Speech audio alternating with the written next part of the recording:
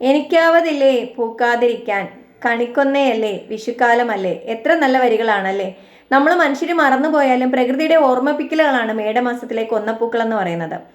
അപ്പോൾ ആരോട് വിഷുവിനെ പറ്റിയുള്ള ഓർമ്മകൾ ചോദിച്ചാലും ഏറ്റവും പ്രധാനമായിട്ട് അവർ പറയുന്നത് വിഷുവിന് കിട്ടുന്ന കൈനീട്ടത്തെ പറ്റിയാണ്.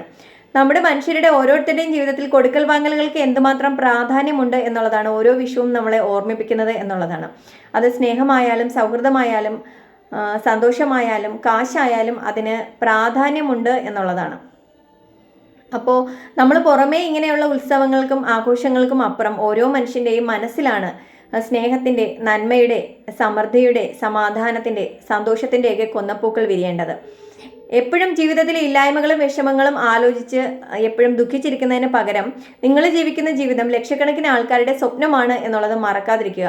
നിങ്ങൾക്ക് നന്നായിട്ട് ഭക്ഷണം കഴിക്കാൻ കഴിയുന്നുണ്ടെങ്കിൽ, അല്ലെങ്കിൽ ഒരു മരുന്നിൻ്റെയും സഹായമില്ലാതെ ഉറങ്ങാൻ കഴിയുന്നുണ്ടെങ്കിൽ, ചെയ്യാൻ നല്ലൊരു ജോലി ഉണ്ടെങ്കിൽ, നിങ്ങൾക്ക് സ്നേഹം പങ്കുവെക്കാനും അല്ലെങ്കിൽ നിങ്ങൾക്ക് വിഷമങ്ങൾ പറയാനും പ്രിയപ്പെട്ടവരുണ്ടെങ്കിൽ, നിങ്ങളെ സമാധാനിപ്പിക്കാനും സാന്ത്വനിപ്പിക്കാനും നിങ്ങൾക്ക് നല്ല സുഹൃത്തുക്കളുണ്ടെങ്കിൽ, താമസിക്കാൻ നല്ലൊരു വീടുണ്ടെങ്കിൽ, ഈ സൗഭാഗ്യങ്ങൾ ജീവിതത്തിൽ അങ്ങോളം നിലനിർത്തി തരണേ എന്നാണ് നമ്മൾ പ്രാർത്ഥിക്കേണ്ടത്.